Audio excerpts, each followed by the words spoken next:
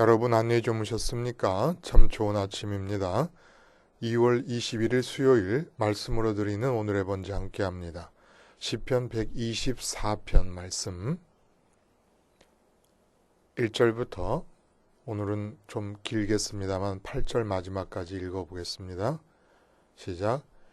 이스라엘은 이제 말하기를 여호와께서 우리 편에 계시지 아니하셨더라면 우리가 어떻게 하였으랴? 사람들이 우리를 치러 일어날 때에 여호와께서 우리 편에 계시지 아니하셨더라면 그때 그들의 노여움이 우리에게 맹렬하여 우리를 산채로 삼켰을 것이며 그때 물이 우리를 휩쓸며 시내가 우리 영혼을 삼켰을 것이며 그때 넘치는 물이 우리 영혼을 삼켰을 것이라 할 것이로다. 우리를 내주어 그들의 이에 씹히지 아니하게 하신 여호와를 찬송할지로다. 우리의 영혼이 사냥꾼의 올무에서 벗어난 새같이 되었나니 올무가 끊어짐으로 우리가 벗어났도다. 우리의 도움은 천지를 지으신 여호와의 이름에 있도다. 오늘 함께 읽은 말씀 중심으로 위기의식 오류의 위기라는 제목의 하나님 말씀 증거합니다. 위기의식 오류가 정말 위기다라는 거예요. 오해되고 있는 위기의식이 정말 위기다. 세계적인 기업 삼성의 이건희 회장님이 지금 건강상 어려운 가운데 있어요. 그분의 경영 철학을 한마디로 정리한 말이 있습니다. 위기의식이 변화의 출발점이다. 위기의식이 변화의 출발점이다. 그래서 그분의 그 경영 철학인 위기의식이 드러나는 그런 대목들을 쭉 모아놓은 글을 제가 봤더니 예를 들면 2001년 삼성전자가 아주 괄목할 실적을 올렸을 때 그러니까 기업 전체가 순항하고 있던 그런 상황입니다. 그때 기업 간부들을 모아놓고 일갈을 합니다. 제일 중요한 것은 위기감이 회사 전체에 어느 정도 퍼져 있느냐, 그 위기감이 구체적으로 어디까지 와 있느냐, 얼마나 심각하게 와 있느냐 하는 것이다. 그러니까 웬만하면 축하를 하고 더 잘하자 격려하고 할 수 있는 그런 상황에서 회장이 입으로 위기감을 조성하지 못해 안달을 하는 겁니다. 또 예를 들면 2010년 분기 이익이 10조 원을 넘을 때 뭐라고 말을 하냐면 10년 후 삼성이 세계 1위를 하는 제품이 없을 수도 있다. 이렇게 또 위기의식을 고취시킵니다. 도대체 성과에 만족할 여유를 주질 않는 거예요. 근데 이런 위기의식이 나타나고 있는 위기의식이 철학에 반영되는 아주 정점에 이르는 말이 있어요. 뭐라 그랬냐. 기업가에게 2011년 초에요. 마찬가지로 괄목할 실적이 이루어지고 있는 상황이었다고 합니다. 기업가에게 만족이란 없다. 기업가란 항상 비관적이다. 기업가 위기는 숙명적인 동반자이며 기업가는 위기를 기회로 바꿔놓는 사람이다. 이 말씀대로라면 기업가는 기독교인이 되면 안 되겠어요. 항상 기뻐하라. 그리고 범사에 감사하라. 그렇게 말씀하시지 않습니까? 그리스도 안에 있는 우리를 향하신 하나님의 뜻이에요. 그게 항상 기뻐하고 범사에 감사하는 게. 근데 뭐라 그러시냐? 이건희 회장님은 기업가에게 만족이란 없다. 기업가란 항상 비관적이다. 기업과 위기는 숙명적인 동반자이며 기업가는 위기를 기회로 바꿔놓는 사람이다. 위기를 자초하는 기업가입니다. 아니 정확히 말하면 위기를 창조하는 기업가라고 하는 것이 맞을 것 같아요. 여러분, 위기가 뭡니까? 혹시 아세요? 위기가 뭔지? 여러분들을 무시해서 드리는 질문이 아니에요.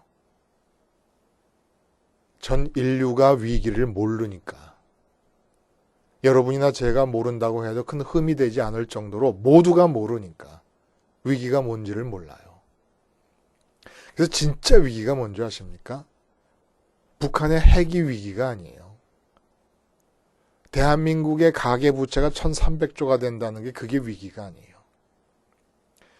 일본의 아베 정권이 끊임없이 독도를 망발하면서 촉발시키고 있는 이 상황이 위기가 아니에요. 중국의 시진핑이 그 뭡니까? 사드 문제 때문에 뭐 경제 보복을 다 이런 거 위기가 아닙니다. 위기가 뭔지를 몰라서 구원의 감격도 없어요. 구원받았다. 아, 구원받았어요. 근데 왜 감격이 없는 줄 아십니까? 위기가 뭔지를 모르니까. 본시는 역시 성전으로 가는 순례자의 노래에 속하는 것이에요. 다윗이 지은 시입니다. 근데 역사적인 배경이 되는 사건은 구체적으로 확정할 수가 없어요. 하여간 분명한 것은 도저히 자신들의 힘으로는 저항하기가 어려운 강력한 적대 세력의 맹렬한 공격으로부터 하나님의 사랑과 자비를 힘입어서 기적적으로 구원을 받은 상태를 노래하고 있는 겁니다. 아니면 어느 한 사건이 아니라도 지나간 과거 역사 속에서 이렇게 극명한 절체절명의 위기에 처했던 적이 한두 번이 아니지 않았습니까? 그럴 때마다 개입하셔서 선민을 구원해 주신 하나님의 그 사랑과 자비하심을 회상하면서 감사하는 노래라고도 할 수 있을 것입니다. 그러니까 본시의 제목을 붙이자면 뭐라고 하면 좋을까요? 내 편이신 하나님에 의한 위기 탈출. 뭐 이 정도? 내 편이신 하나님에 의한 위기 탈출. 내 편이라는 말이 있으니까 본문에. 그래서 본시를 제대로 이해하려면 이렇게 생각만 해도 소름이 돋는 그런 위기에 대한 정의 자체가 좀 필요한 상황이다 이런 얘기입니다. 위기를 알아야 탈출을 할 것 아닙니까? 위기인데도 위기인 줄 몰라서 탈출의 필요성을 못 느끼고 있고 아니면 위기가 아닌데도 탈출해야 된다고 아우성치고 있다면 위기로부터의 구원이 의미가 없어요. 또 하나님이 구원해 주실 수도 없습니다. 물론 본시의 배경이 되는 위기는 말할 것도 없이 물리적인 차원의 위기였을 것이에요. 예를 들면 다윗이 사울에 쫓기던 상황으로부터 구원해 주셨다든지 아니면 에돔과 수리아 등과 전쟁을 하지 않습니까? 이런 전쟁 상황에서 절대적으로 불리한 전황이 펼쳐질 때 하나님이 구원해 주셨다든지 그리고 또 이 노래를 후대 사람들이 계속 불렀을 것이니까 그러면 자기들의 경험을 연상하면서 부르지 않았겠습니까? 예를 들면 여호사밧 왕 같은 경우 모압과 암몬과 마온 연합군을 맞서서 성가대를 앞세워 드고와 뜰로 나갈 때 성가대가 여호와 하나님의 자비가 영원하시다고 찬양할 때 감사드리고 찬양할 때 자멸해버립니다. 그리고 히스기야 왕의 아수르 18만 5천 명이 하룻밤 만에 하늘의 천사가 내려와서 괴멸시켜버립니다. 이런 일들을 우리가 생각할 수 있어요. 그런데 하나님께서 우리를 위기에서 구해주시는 일을 이렇게 물리적인 차원으로만 생각한다면 성경을 이해함에 있어서 어려움이 너무 많이 생겨요. 당장 구약 성경에서 그렇게 다윗이 노래했고 여호사밧 왕 때나 히스기야 왕 때 사람들이 이 노래를 즐겨 불렀을 것으로 예상하는데 예상이 아니라 얼마든지 그렇게 추측이 가능한데 결국은 이런 노래를 부르고 있던 선민들이 북왕국은 아수르에게 망하고 남왕국 유다는 바벨론에 의해서 망합니다. 하나님이 구해주시지 않았어요. 이 절체절명의 위기에서.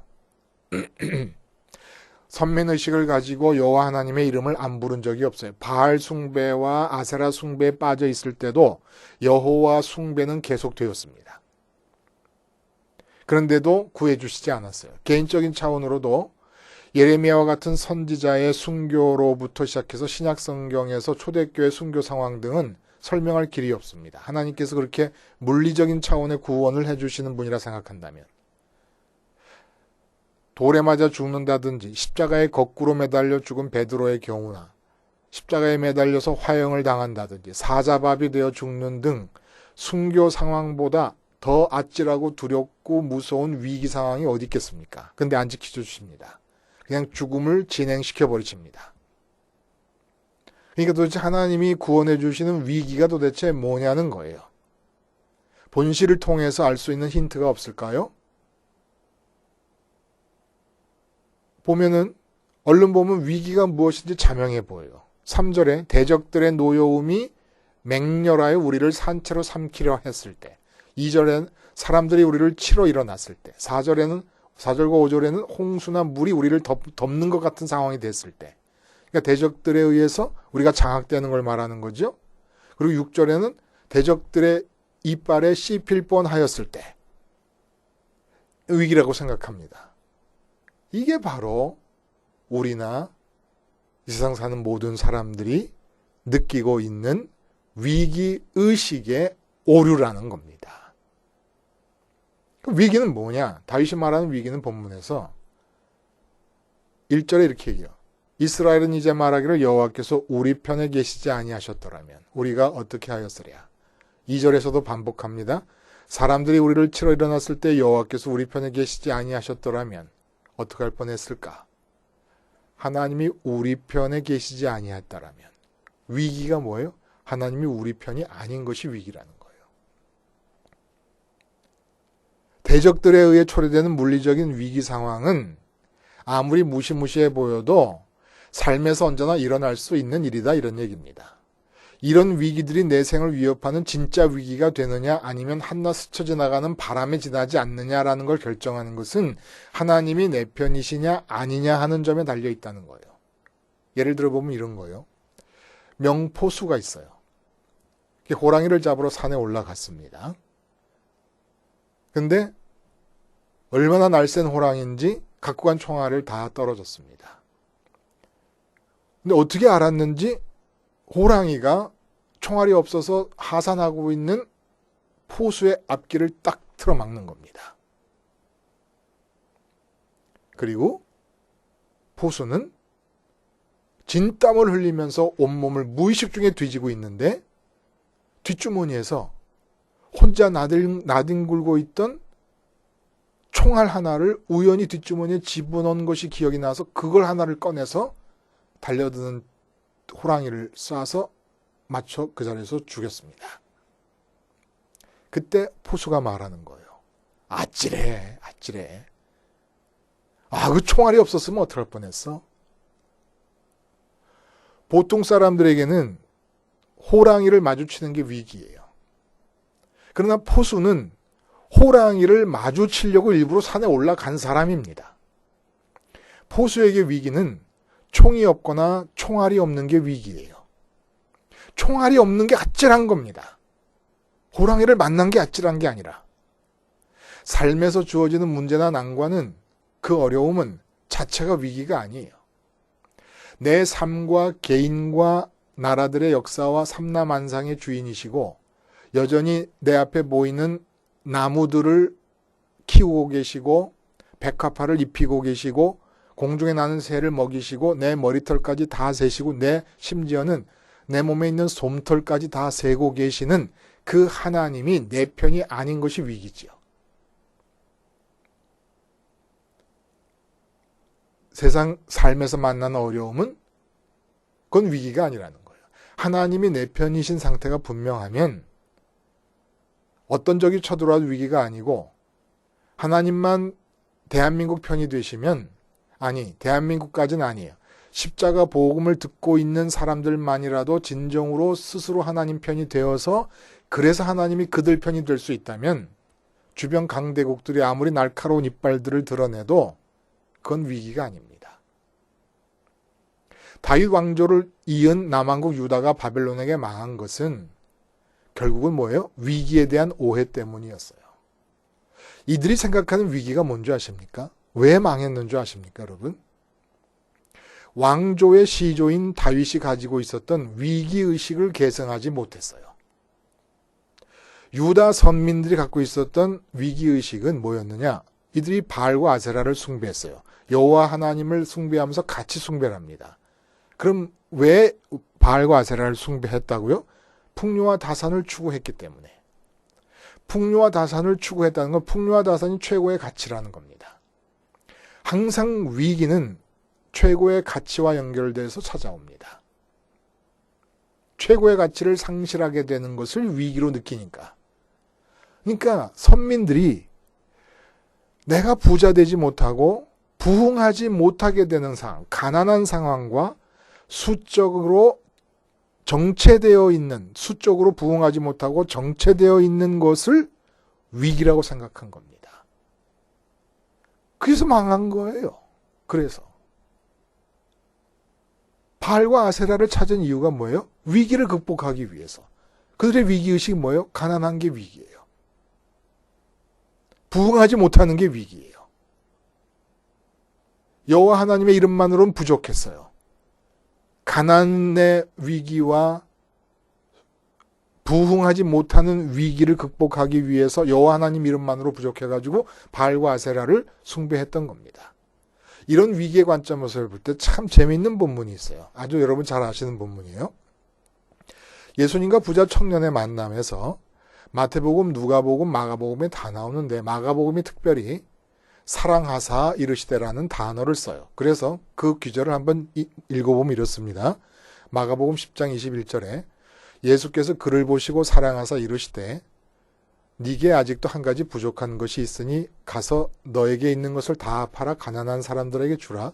그리하면 하늘에서 보화가 내게 있으리라. 그리고 와서 나를 따르라 하시니 그 사람은 재물이 많은 고로 이 말씀으로 인하여 슬픈 기색을 띠고 근심하며 가니라. 여러분 다 아시죠? 부자 청년이 선생이여 어떡하여 구원을 얻겠습니까? 라고 영생을 얻겠습니까? 라고 물었을 때 해주신 대답이에요. 근데 기가 막히는 구절은 사랑하사 이르시되. 사랑하셔서 부자 청년이 사랑스러워서 뭐라 그러셨냐면은 네게 있는 것을 다 팔아 가난한 자들에게 주라. 이게 가능합니까? 부자 청년에게 있어서 이 청년이 느끼는 위기는 자기가 갖고 있는 재물이 없어지는 게 위기예요. 근데 주님은 그 청년을 사랑하셔서 뭐라 그러시냐면 그 청년이 가장 두려워하는 위기를 청년 스스로 자초하라고 말씀을 하고 계시는 겁니다. 자기 재산이 모조리 다 없어지는 것, 이게 위기 아니에요? 부자 청년에게? 청년 아니라 뭐 부자 누구에게라도 그 이건희 회장이 그렇게 위기의식을 강조한 이유가 뭡니까? 엄청난 부자들 아니에요? 그 간부들이 다? 삼성의 간부들이? 연봉 뭐 10억 이상 받는 사람들도 있다면서요. 그런 사람들에게 있어서 위기가 뭐예요? 재물을 더 모으지 못하는 것이 위기예요. 있는 재물을 까먹는 적자가 되는 게 위기예요. 그 위기를 극복하기 위해서 위기의식을 만들어 놓습니다. 근데 주님이 부자 청년에게 뭐라고 하냐면 부자 청년이 가장 두려워할 위기를 부자 청년 스스로가 맞이하고 그리고 위기를 어떻게 해결하느냐? 두려워하는 그 위기를 맞아서 다 없애고 재산을 다 팔아서 가난한 사람에게 주고 나를 따라라. 이렇게 얘기하셨다는 거예요. 그 다음 구절을 보면 뭐라 그래요? 23절에 예수께서 둘러보시고 제자들에게 이르시되 재물이 있는 자는 하나님의 나라에 들어가기가 심히 어렵도다. 얼마나 어려운가 여러분 아시죠? 제자들이 그 말씀에 놀라는지라 예수께서 다시 대답하여 이르시되 제자들이 놀라면 조금 완화시켜 주셔야 되는 거 아닙니까? 너 그렇게 놀라지 않아도 돼. 응? 그 말은 즉슨 이렇게 좀 이렇게 완화시켜 줘야 돼. 뭐라 그러냐면 제자들이 그 말씀에 놀라는지라 예수께서 다시 대답하여 이르시되 얘들아 하나님의 나라에 들어가기가 얼마나 어려운지 낙타가 바늘기로 나가는 것이 부자가 하나님 나라에 들어가는 것보다 쉬우리라 하시니 제자들 깜짝 놀라서 뭐라고 말합니까? 그런 중 누가 구원을 얻을 수 있겠는가? 이렇게 얘기를 합니다. 그러니까 예수님은 뭐예요? 예수님이 보시는 위기는 뭡니까? 자, 재물과 하나님이 있습니다. 근데 부자 청년에게 묻습니다. 재물도 묻고 하나님도 물어요. 하나님과 재물이 서로 싸워요. 부자 청년 앞에서. 누가 너를 행복하게 해주고 누가 너를 만족하게 해줄 것이냐. 하나님은 내가 그럴 수 있다. 재물도 내가 그럴 수 있다라고 서로 하나님과 갈등하고 싸웁니다. 이때 청년이 재물 편을 듭니다. 재물이 있어야 만족하고 행복하고 기쁠 거라고 나는 믿는다. 재물 말이 맞다.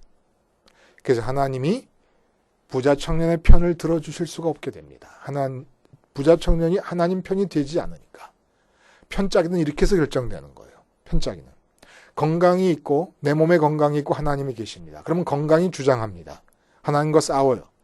하나님 당신이 아니라 건강이 바로 마음의 만족과 기쁨을 줄 수 있습니다. 하나님이 아니다. 내가 만족과 기쁨을 줄 수 있다. 그때 나는 뭐라고 얘기하냐면 건강 편을 들어서 건강이 있어야 만족과 기쁨이 이루어진다는 게 맞습니다. 건강 편을 들어요. 그러면 하나님이 내 편이 될 수가 없습니다. 자식과 하나님이 있어요. 자식의 형통이 말합니다. 내가 너를 기쁘고 만족하게 해줄 수 있다. 하나님은 말씀하세요. 내가 너를 기쁘고 만족하게 해줄 수 있다. 나는 자식 형통의 편을 듭니다. 자식이 형통해야 내가 웃을 수 있다. 하나님 내 편 되실 수가 없습니다.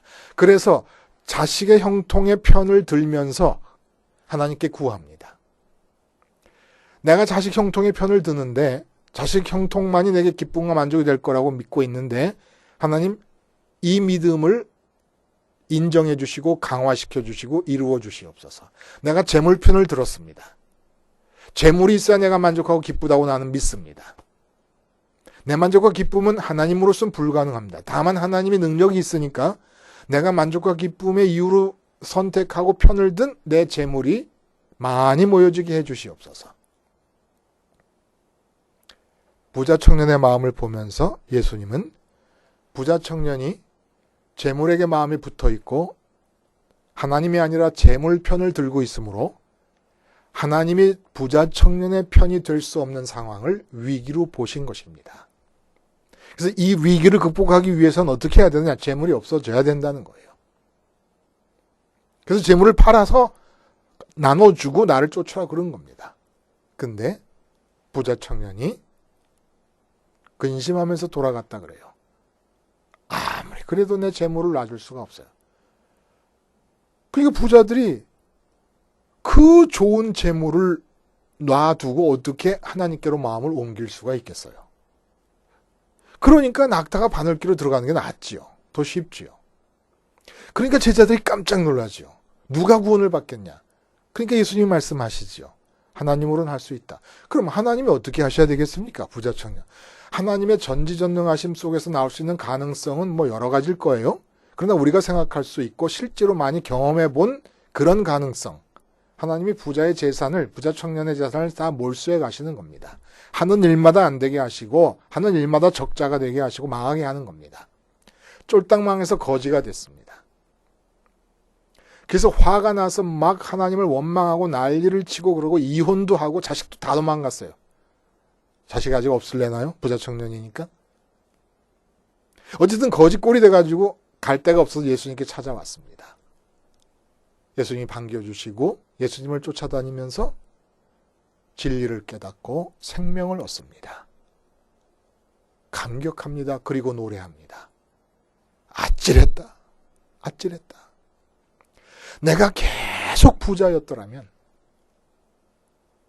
어떻게 될 뻔했느냐.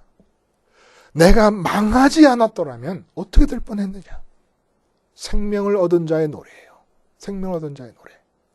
하나님이 내 편이 되실 수 있을 만큼 내가 하나님 편으로 주님을 통해서 내가 하나님 편이 되지 않았더라면, 그래서 계속해서 재물 편으로 남아 있었더라면 어떻게 될 뻔했을까?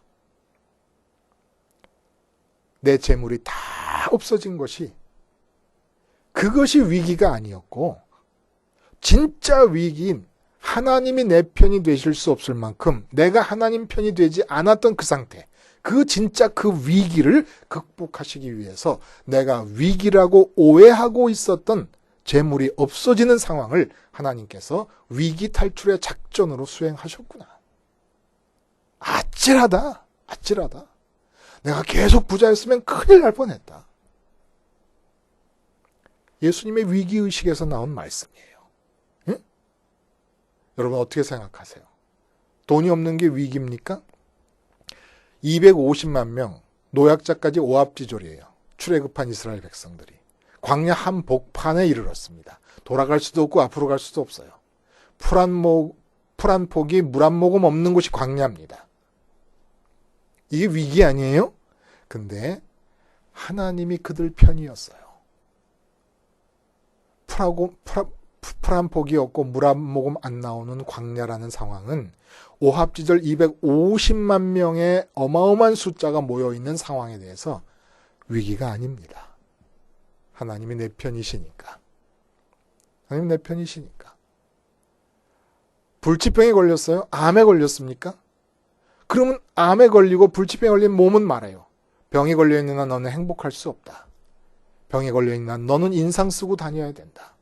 너의 인생에 먹구름이 가득하다. 하나님이 말씀하십니다. 돌에 맞아 죽는 순간에도 얼굴에서 천사의 빛이 날 수가 있다. 돌에 맞아 죽는 순간에도 용서할 수 있고 기뻐할 수 있고 감사할 수 있다. 나는 하나님 편을 드는 겁니다. 하나님이 하실 수 있다.